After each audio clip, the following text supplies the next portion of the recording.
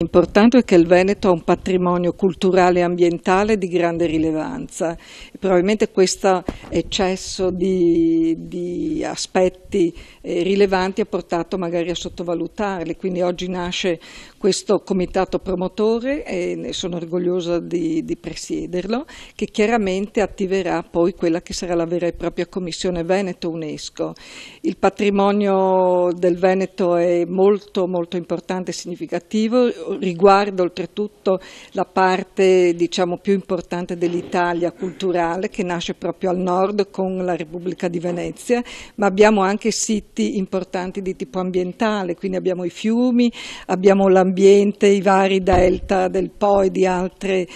località, inoltre abbiamo il Giotto, abbiamo importanti siti che fino ad oggi non sono stati valorizzati. Chiaramente l'UNESCO non è solo